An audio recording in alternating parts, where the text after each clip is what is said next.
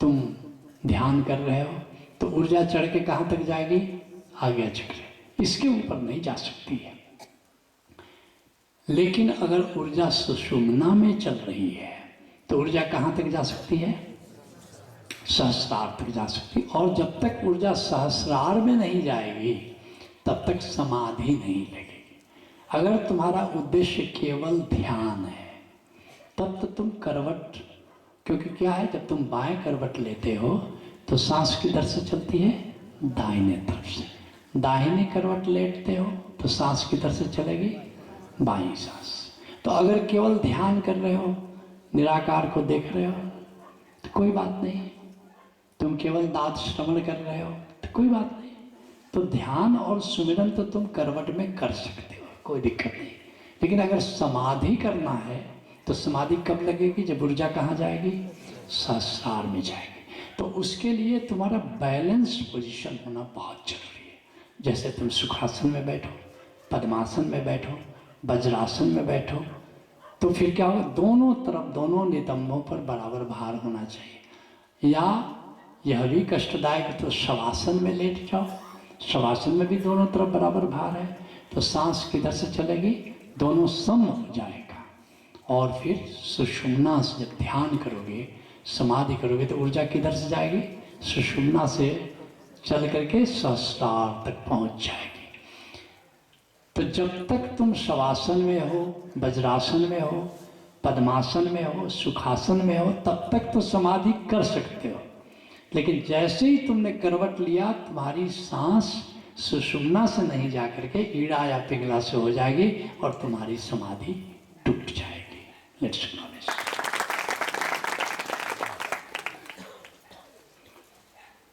स्वामी अंतर सुखराज किधर है? श्री हनुमान जी एवं श्री शंकर भगवान को खुश करने का सरल उपाय क्या है? किसी को खुश करने का सहज उपाय प्रार्थना है। और प्रार्थना को ठीक से समझ लो। अहोभाव व्यक्त करना और सहयोग का आवेदन करना, ये प्रार्थना। तो पहली बात लेकिन क्या है? अहोभाव, ग्रैटिट्यूड। पहले जो तुम्हें सहयोग मिला है उसके लिए धन्यवाद करो। लेकिन हम अपनी मांग की लिस्ट लेकर के पहुंच जाते हैं कि ये कर दो, ये कर दो, बच्चे को नौकरी दिला दो, बच्चे का एडमिशन करा दो। पहले जो इतना कुछ जीवन में हुआ उसके लिए कोई धन्यवाद भाव नहीं है। एक साधारण सी बात है, तुमने किसी की मदद की, वो तुम्हारे पास आता है और कहता है पिछली बार आपने बड़ी मदद की थी, आपको बहुत बहुत धन्यवाद, बड़ी सहायता हुई उससे, बड़ा मेरा काम हुआ। एक छोटा सा और निवेदन है कि आप इसको करना चाहेंगे? तुम क्या होगा? हाँ हाँ जरूर, तुम्हारा भाव होगा। लेकिन पहले तुमने मदद की, उसका वो जिक्र ही नहीं कर रहा है, सीधे एक लंबा लिस्ट लेके पहुंच गया, आप ये कर दो, ये कर दो, कर ले, भागो, हमारे पास टाइम नहीं। और कि तो छोड़ो, एक भिखमंगा आता है और आता है, तुमने उसको 10 रुपये दिए, वो चला गया। फिर दूसरे दिन फिर आ गया, पहले तुम्हारे दान का उल्लेख नहीं कर रहा है, 10 रुपया और दीजिए। तुम क्या कहोगे? अभी कल ही तो दिया था। फिर चला गया। लेकिन एक दूसरा भिखमंगा है, वो आता है, कहता है कल आपने जो 10 रुपये दिए थे, बड़ा काम हुआ, बहुत काम हुआ, मैं इधर से जा रहा था, आज मांगने के लिए नहीं आया हूँ, बस सिर्फ धन्यवाद देने आया हूँ, तो आपको बहुत धन्यवाद। अभी इधर से गुजर रहा था, कैसे नहीं आपको धन्यवाद देता। तुम क्या कहोगे? तुम्हें मांगने का तो मन नहीं है, मगर मुझे देने का मन है, लो 10 रुपया और दो। ये प्रार्थना का तरीका है। तुम भगवान शिव का स्मरण करो, उनका अस्तित्व है, उनकी नज़र है। हमारे यहाँ हर सोमवार को भगवान शिव का दरबार लगता है, उनकी नज़र में तुम सब होते हो वहाँ पर। लेकिन मांगने के पहले पहली बात, कभी कभी सहयोग की जरूरत होती है, हमेशा थोड़े होती है, कभी कभी। लेकिन अहोभाव हमेशा व्यक्त करना है। और मैं रोज 2 बार भगवान शिव के पास आरती उनकी करता हूँ, फिर अपनी करता हूँ। लेकिन मांगता तो सहयोग तो नहीं मांगता हूँ। तो आपको धन्यवाद, आपको धन्यवाद, आपको अभाव, सब कुछ कितना सुंदर चल रहा है। अब सोचो अगर हम 100 दिन उनको धन्यवाद दें और एक दिन कहे कि भगवान ये थोड़ा सा सहयोग चाहिए, वो कहे हाँ ठीक है ले लो। और गोविंद तो गजब है, गोविंद से तुम कहते हो हे गोविंद मेरी मर्जी पूरी करो, गोविंद कहता है कि इतने लोगों की मर्जी किसकी किसकी पूरी कर। तो गोविंद से प्रार्थना करने का क्या तरीका है? वहाँ तरीका है हे गोविंद मेरी मर्जी का ख्याल मत रखना। और रहस्य की बात बता रहा हूँ, मेरी मर्जी का कहते कि मेरी मर्जी का ख्याल मत रखना गोविंद, तू अपनी मर्जी पूरी कर। तो गोविंद क्या कहता है, पागल है, मेरी मर्जी कुछ है ही नहीं, चलो तेरी मर्जी पूरी किया जाता है। ये एक रहस्य की बात, और ये कभी फेल नहीं करता, कभी फेल नहीं करता, याद रखना। तुम करके देखना, दो एक बार मन कहेगा अरे ये संयोग की बात है, खुदा या ना खुदा जिसको चाहो बख्श दो इज्जत, हकीकत थी कि कश्ती इत्तफाकन बच गई अपनी। लेकिन जब बराबर होने लगेगा तब तुम्हारा मन मान जाएगा कि बात बिल्कुल ठीक है। तो याद रखना, प्रार्थना का मतलब अहोभाव व्यक्त करना और कभी कभी सहयोग का निवेदन करना। वो प्रार्थना खाली नहीं जाती। ओशोधारा में दैनिक प्रार्थना करके गैलेरिया में मिलता है कि कैसे अपने गुरुवे नमः, अपने तीनों गुरुओं को नमस्कार करो और भाव व्यक्त करो।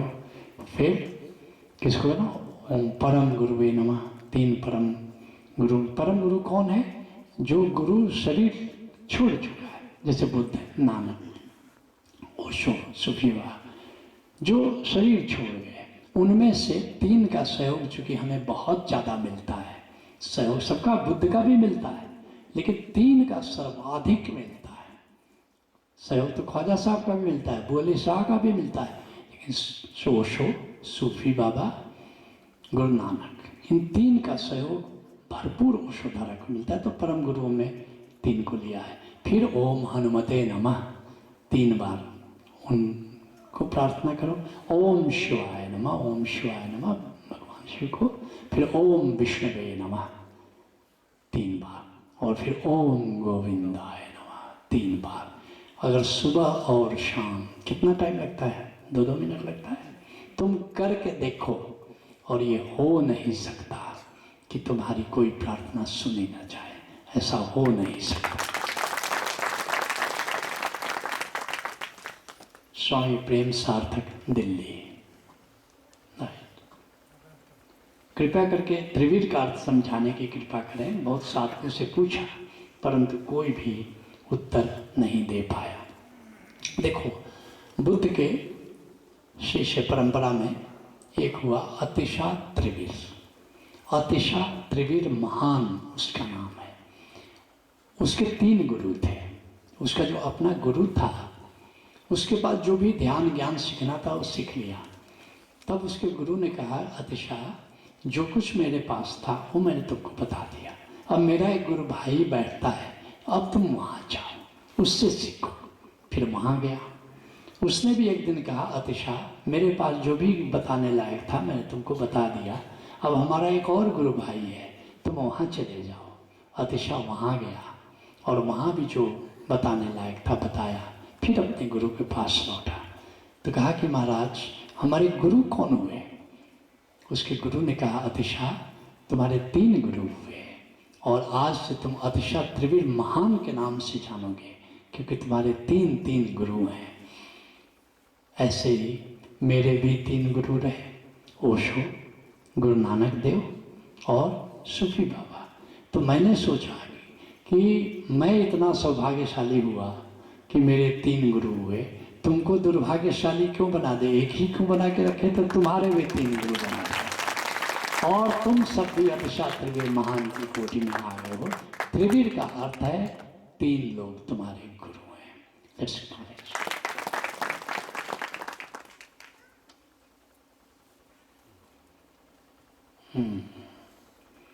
शंकर साहब, कर्मधाम। पूछते हैं शिव, शंकर और शंभु के भावार्थ पर प्रकाश डालने की कृपा करें।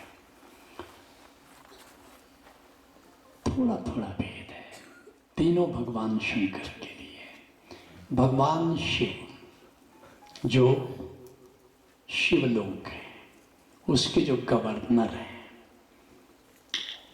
जो उसको मैनेज करते हैं, उनका नाम भगवान शिव है, अर्थात परम चैतन्य। शिव का क्या अर्थ होता है? चैतन्य, परम चैतन्य। भगवान जो निराकार गोविंद है, उसने आकार के तल पर प्रबंधन के लिए, सृष्टि के प्रबंधन के लिए 3 शक्तियों का निर्माण किया। भगवान ब्रह्मा जो सृजन करते हैं, भगवान शिव जो स्पिरिट वर्ल्ड का, जीवात्मा लोक का मैनेजमेंट देखते हैं। उनके अंदर लाखों लोग हैं लेकिन हेड है। और तीसरा विष्णु जो संत जहाँ जाते हैं, जहाँ मुक्त लोग हैं, मुक्त आत्माएं जहाँ जाती हैं वैकुंठ में, उसका वो मैनेजमेंट देखते हैं। तो शिव जब कहते हो तो एक परम चैतन्य सत्ता जो स्पिरिट वर्ल्ड का मैनेजमेंट देखती है, उससे मतलब है। एक समय अवतार लेकर के जब धरती पर शिव आए तो उनका नाम शंकर पड़ा। आज से 10,000 साल पहले बद्रीनाथ, केदारनाथ, हिमालय, जहाँ उनका विवाह हुआ, पार्वती से पुत्र रत्न प्राप्त हुए। जैसे भगवान विष्णु अवतार लेकर राम के रूप में आए, कृष्ण के रूप में आए, भगवान ब्रह्मा अवतार लेकर दत्तात्रेय के रूप में आए, ऐसे ही भगवान शिव अवतार लेकर आए तो उसमें उनका नाम था शंकर। उनकी पत्नी का क्या नाम पड़ा? पार्वती। तो उनका जो जीव रूप है उसका नाम शंकर। और तीसरा क्या है? शंभु। शंभु शब्द आया है स्वयंभू से। स्वयंभू घिसकर क्या हो गया? शंभु। अर्थात उनका निर्माण किसी ने नहीं किया, वे स्वयंभू हैं, वो स्वयं प्रकट हुए हैं, इसलिए उनका एक नाम स्वयंभू या शंभु भी है। मगर एक बात, बिहार में ये बौद्धिक प्रश्न लोग बहुत उठाते हैं, ऐसा क्यों हुआ, वैसा क्यों हुआ।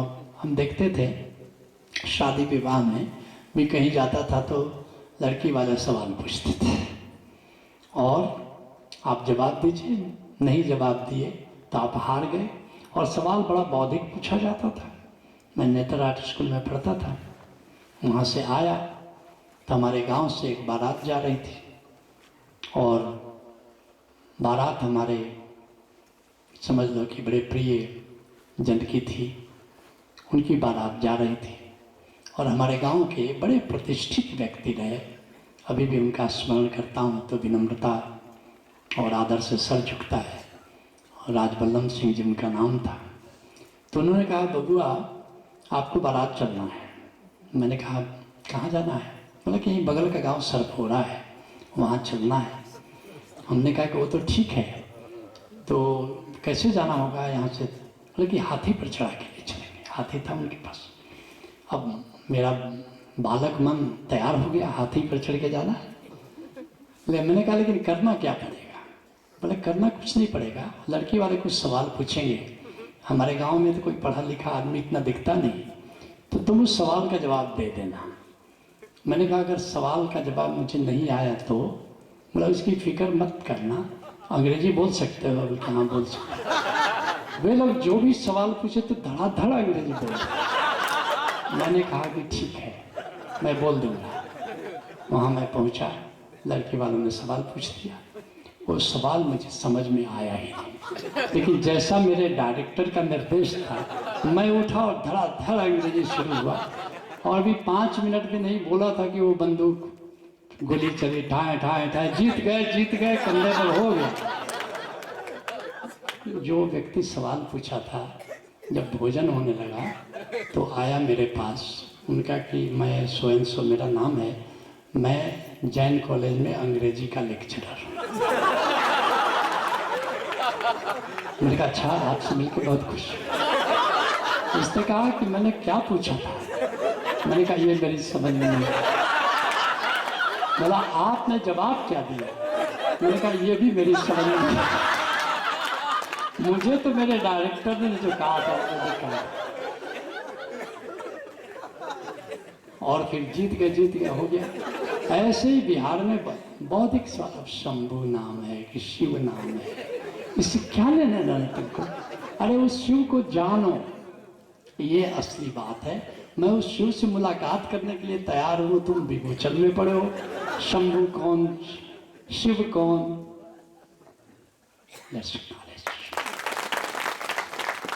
मेरी बातें आपने इतने ध्यान और प्रेम से सुनी, इसके लिए बहुत बहुत धन्यवाद। थोड़ी देर उत्सव फिर बताऊँ।